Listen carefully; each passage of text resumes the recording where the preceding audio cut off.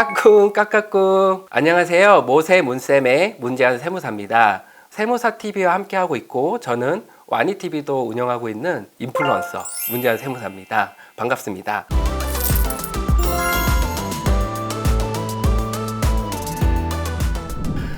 오늘 여러분들과 함께 이야기할 주제는요, 국세청에서 사례로 풀어보는 양도소득세 월간 질의 탑 10이라는 귀한 문서가 나와가지고 이걸 가지고 한번 여러분들하고 대화를 나눠보려고 준비를 했고요. 오늘 제가 준비한 거는 6번 제6회 양도가액, 취득가액, 필요경비 등에 대해서 정리된 질의 문서를 가지고 여러분과 함께 풀어보려고 합니다. 첫 번째, 매수자가 양도소득세를 대신 부담한 경우 양도소득세 계산은 결론적으로 좀 말씀드리면 매수자, 그러니까 사는 사람이 부담하는 그 양도소득세 자체도 양도가액에 얹어서 신고해라 라는 게 국세청의 입장이라고 보시면 될 것 같습니다.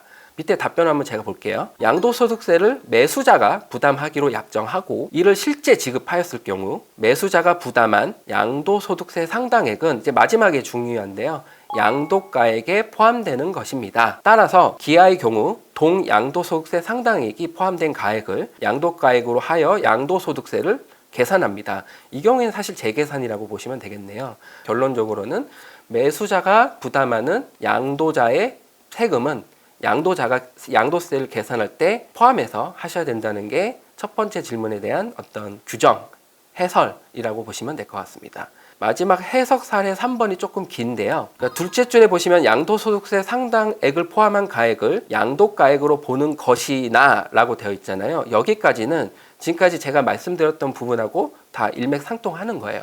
근데 이 사례 같은 경우는 케이스가 약간 특이해서 증여 문제로 좀 과세될 수 있는 부분이 있어가지고 그 내용이 좀 담겨 있는 거예요. 이 사례는 사실은 매도자 우위 시장에서 보통 이런 현상이 일어나거든요. 사고자 하는 사람은 많은데 팔고자 하는 사람의 힘이 센 거지. 그러니까 내 세금도 사는 사람이 부담해줘. 이제 이런 상황이 발생을 해야 이런 계약이 보통 이루어질 텐데, 이런 계약은 이제 부동산이 이제 상승하는 시기에 계약들을 많이 하시죠. 아마 최근에는 이제 또 이런 계약이 많이 없을 수는 있겠으나 1년, 2년 전에는 그래도 이런 계약이 있었을 수도 있으니 이런 사례를 그래도 알고 계시면 추후에 양도소득세 계산을 할 때 도움이 되실 거라고 생각이 됩니다. 그거 띵! 두 번째, 매도자와 다운 계약서를 작성하는 경우 불이익은? 이게 무슨 말이냐면, 그러니까 예를 들어서 5억짜리를 계약을 해야 되는데 4억 5천에 쓰는 거예요. 파는 사람 입장에서는 양도가액이고 사는 사람 입장에서는 매수가액이라고 하는데 그 계약 금액을 다운, 낮춰서 계약서를 작성하는 거예요. 이걸 왜 이렇게 하죠? 물론 이제 잘 아시는 분들은 당연히 알겠지만 매도자는 양도가액을 낮추면 낮출수록 양도세가 줄어드는 효과가 있습니다. 결론적으로는 사실은 이게 불이익도 있고 원래 이렇게 하시면 안 됩니다. 여러 가지 파생되는 문제점들이 있으니까 A주택을 15년 7월 달에 취득을 했고요. 그리고 18년 12월에 양도를 했습니다. B주택을 2022년 8월에 계약 협의를 하고 있는데 2022년 8월 달 실질 거래가액 8억 원 정도 되는 부동산을 매도자, 파는 사람이 그냥 계약서 6억 5천만 씁시다. 그리고 나머지 1억 5천은 그냥 현금으로 주세요. 이렇게 하셨을 것 같아요. 이런 경우에 양도세나 기타 어떤 세법적인 리스크는 어떻게 되냐면, 그냥 답변을 그대로 읽을게요. 부동산을 매매하는 거래 당사자가 매매 계약서에 거래가액을 실질 거래가액과 다르게 적은 경우 양도소득세 비과세 및 감면이 배제됩니다 라고 되어 있습니다. 매수자 입장에서는 다운계약서를 작성했을 때 어떤 효과가 있을까요? 원래 8억짜리를 지금 6억 5천에 샀기 때문에 살 때 내 계약서는 6억 5천이 적혀 있는 거거든요. 근데 이제 산 사람도 나중에 언젠간 팔 거잖아요. 그 팔 때 원래 취득가액이 난 8억이 아니라 6억 5천에, 실질적으로 대금은 8억이 나갔지만 계약사성으로 6억 5천이 찍혀 있기 때문에 양도차액 1억 5천이 나는 더 생기는 거고 세금을 그만큼 더 부담을 해야 되는 거예요. 만약에 이 다운 계약서 관련해서 추후에 이제 조사라든가 실질적으로 이 거래를 과세관청에서 알게 됐을 경우에는 매도자, 매수자 전체 두 분 다 비과세랑 감면 혜택이 없다. 이제 이렇게 보시면 될 것 같고요. 또 하나, 그 다음 장에 보시면 이게 사실은 다운 계약서, 업 계약서가 거짓 계약서 작성이라고 불려지는데요. 불이익이 있어요. 화면을 보시면 세 가지 정도가 있는데, 첫 번째 제가 말씀드렸다시피 비과세 감면 규정 적용이 배제. 그러니까 비과세도 안 해주고 감면도 안 해줄 거야 해서 양도세가 부과됩니다. 다운계약서를 작성하지 않았으면 원래는 비과세 감면 규정을 받을 수 있었는데 다운계약서를 작성하는 바람에 양도자도 양수자도 둘 다 비과세 감면이 배제된다 이렇게 보시면 될 것 같고요. 두 번째는 이렇게 하면은 양도소득세를 정확하게 신고했다 하더라도 무신고 가산세로 또는 가소신고 가산세로 최고 40%에 해당하는 가산세를 부과받으실 수 있습니다. 또한 이 가산세는 납부지연 가산세가 항상 따라 붙거든요. 납부하지 않은 세액이나 과소한 납부한 세액의 납부일수, 그러니까 납부하지 않은 일수가 있잖아요. 거기에 0.02%를 해당하는 가산세를 계산해서 부과를 하기 때문에 이게 하루 이자가 0.02%거든요.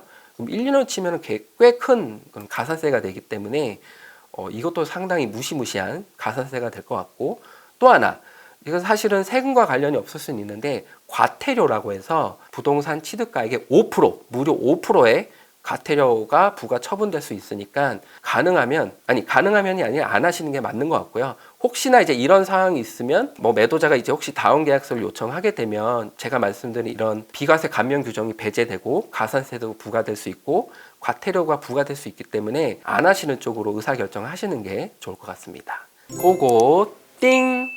다음으로는 세 번째, 상속받은 주택의 취득가액에 대해서 궁금해하실 수 있는데요. 상속받은 주택의 취득가액은 어떻게 계산하지? 궁금하실 수 있는 부분을 풀어드리려고 합니다. 사례를 볼게요. 2012년 1월 달에 A주택을 아버지가 취득하셨습니다. 그리고 나서 2021년 7월 달에 작년도네요. 아버지가 돌아가시면서 이 주택, A주택이 아들에게 상속이 됩니다. 그리고 나서 금년도 12월 달 아들이 상속받은 주택을 팔려고 합니다.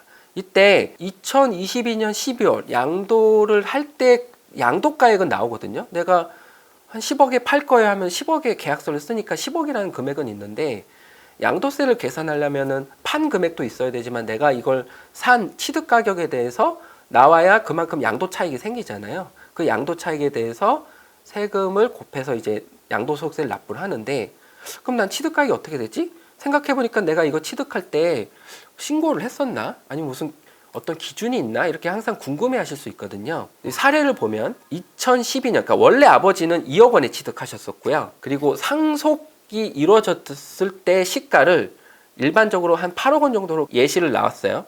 그리고 양도가액을 10억이라고 한다면 이때 취득가액은 법상 상속 개시일, 아버님이 돌아가신 날의 기준의 시가를 일반적으로 취득가액으로 산정을 합니다. 이 경우에는 8억 원이 시가가 되겠네요. 아버지로부터 상속받은 A주택을 양도할 예정입니다. 제 경우에 양도소득세 계산 시 취득가액을 어떻게 계산하나요? 라고 물어봤고요. 답은 상속받은 주택을 양도하는 경우, 여기가 중요한데 취득가액은 상속 개시일 현재 시가입니다. 라고 나와 있습니다. 그래서 사례를 봤을 때 8억 원이 취득가액으로 해서 양도세를 계산한다고 나와 있습니다. 그러면 상속 개시일 현재 시가는 이 규정은 이제 알겠어. 그럼 상속 개시일 현재 시가는 어떻게 판정을 할까요? 보통 이제 우리가 이걸 아파트인 경우에는 유사매매 사례가액이라고 해서 어떤 기준점이 있거든요. 국세청 홈택스에 가보시면 증여와 또는 상속에 있어서 재산 평가에 대한 어떤 그 메뉴가 있어요. 그 메뉴를 클릭을 해보시면 유사매매 사례가액을 조회하실 수 있거든요. 홈택스에 들어가시면 조회 발급이라는 메뉴가 보이실 거예요. 조회 발급에 마우스를 이렇게 가져다 보시면 세금 신고 납부라고 거기 메뉴가 엄청 많아요. 그 중에 쭉 내려가다 보시면 상속 증여 재산 평가액이라는 메뉴가 가운데 있어요. 오른쪽 맨 상단에 상속 증여 재산 평가액이라는 그 버튼이 있어요.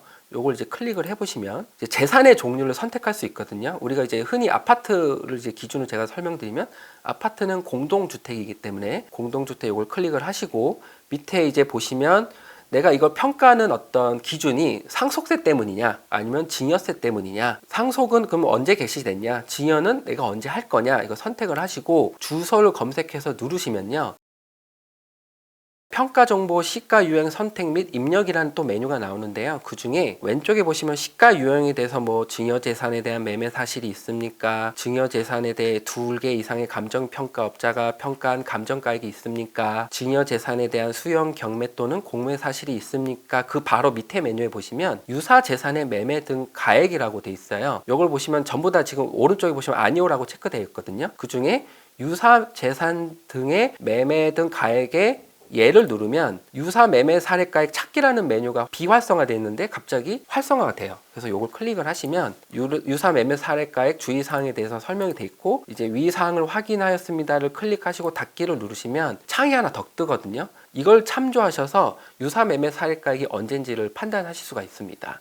요거 되게 상당히 유용한 정보고 대부분 이제 세무사들도 실무적으로 많이 이용하는 필수적으로 이용하는 정보이기 때문에 혹시 그동안 이걸 모르셨다면 당장 오늘부터 이제 검색에 활용을 해보시면 좋을 것 같고요. 혹시나 상속을 할 때 상속세 신고를 하실 수 있거든요. 이미 그때는 사실은 시가가 이미 결정돼서 신고가 됐기 때문에 그 가액을 가지고 취득가액으로 산정해서 양도세 신고를 하시면 될 것 같습니다. 그거 띵!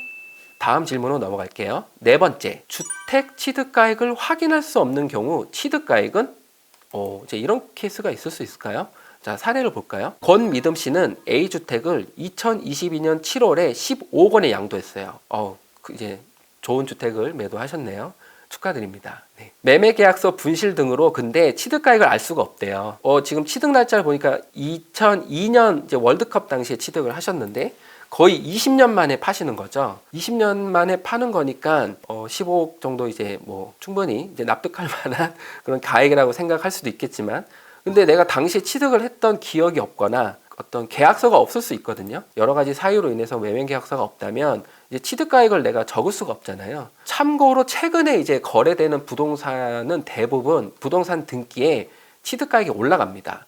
그렇기 때문에 부동산 매매 계약서를 분실하더라도 취득가액에 대한 정보가 있거든요. 이럴 때는 취득 당시의 매매 사례가액이나 감정평가액을 먼저 추정을 해봅니다.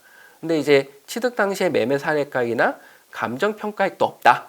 이럴 때 계산할 수 있는 방법이 환산 취득가액입니다. 환산 취득가액. 이게 무슨 말이냐면 취득가액을 뭔가 환산해서 계산한단 말이에요. 그 환산이라는 공식이 있거든요. 공식대로 하면 이제 아까 제가 말씀드린 거를 계산할 수가 있는데 그러니까 양도가액 15억 원에다가 분모의 양도 당시의 기준시가 여기는 10억 원이죠.